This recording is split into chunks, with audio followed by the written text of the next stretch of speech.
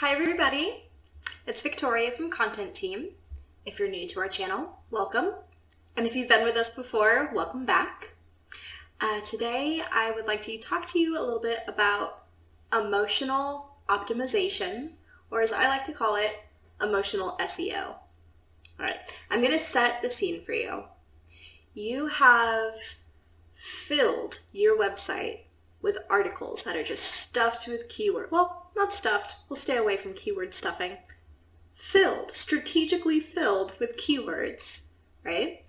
You have plenty of organic traffic coming in through Google. They're clicking on your articles, they're reading them, but they're not converting to customers. Why? You're doing SEO, you're getting these people in. What's the missing link?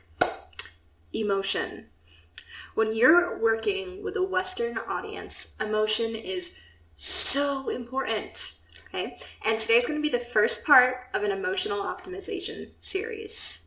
Let's get started. 95% of cognition comes from beyond our conscious thought, right? Instead, it's coming from our subconscious emotional brain. And to kind of dive into that, I want to show you about something called Plutchik's emotional wheel. And I'm just going to pull up a picture. Okay, you should see it on the screen. The whole wheel just shows a broad spectrum of emotions. But what we're going to focus on are the orange, yellow, and green sectors. Okay, so specifically the middle of each of these colored sectors. So for the orange, we want to focus on anticipation. For the yellow, we want to focus on joy. And for the green, we want to focus on trust. Okay, these are the three core emotions to bring into your website when marketing towards a Western audience. All right, go ahead and close that out. Okay, so you may be wondering, how do I apply these words to my site? Because right now I've just given you words, but let's go into actions. First, let's start with anticipation, the orange one. Humans are curious by nature. We want to know what other people have, if they have access to something that we don't have, right? And to build anticipation, right, to play on that, you need to build exclusivity. What do you offer that other sites don't? You want your customer to feel like by being on your site, they're getting access to incredible content that's hard to find. And how do we do that? We do it through trigger words, enticing imagery, and premium content, often long form, okay? And when I say trigger words, right, these are kind of trendy buzzwords, and this is something that you'll have to do continuous research on. So, you know, your site, it's not going to feel exclusive if it always stays the same. You're going to want to update it, always bring in something new, something exciting that other sites don't have. And yes, it will take some brain power, it will take some marketing, but when people realize that you have this exclusive hot content, they're gonna want a piece. Okay, so next we have fostering trust. Visitors need to feel safe when they're interacting with your site. The moment they don't feel safe, they're just gonna click right off.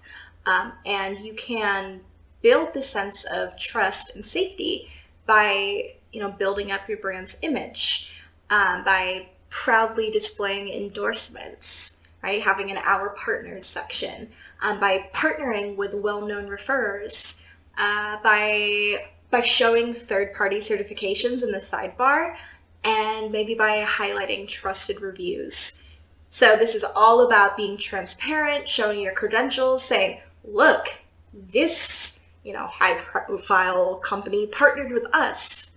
We're good. You can trust us, right? It sounds a little manipulative, because it is. Marketing is literally just sales manipulation. But you really need that trust to be there, or else they're going to say, why should I spend my money at this site when I could do it over here? And all of these companies have used them. All right. Now the third one, sparking joy. right? It kind of, off topic, this makes me think of Marie Kondo. Does it spark joy? I would not recommend applying that to your website because otherwise you're going to have to throw out your privacy policy. I really doubt that sparks joy in any readers. So, right, I'm sorry, I'm getting off topic. Essentially, what I want you to take away from the joy part is that a happy customer is a repeat customer. And you can keep them happy by offering valuable, free content. Bonus points if you don't require them to fill out a form to get the content emailed to them. Yes, that's a great way to get their email for your newsletter, but gosh, it is annoying. All right, so we've got free content, strong, positive imagery, and well-written copy. So now I want to present you with some examples of huge companies that know how to successfully build anticipation, joy, and trust. First company, big one, $1 trillion company, Apple. They are experts at anticipation and just making this sense of exclusivity, right? You know, there's the whole, I only use Apple products. Android users can blah, blah, blah. That's beside the point. But anyways, whenever a new Apple product is going to launch, millions of people are, eagerly waiting for that keynote presentation. And by releasing teasers and giving effective keynote speeches, Apple is able to play on the emotion of millions of people around the globe. And they're able to, get people excited, rile them up to the point where you have to wait for hours in line outside of the store to get a new product.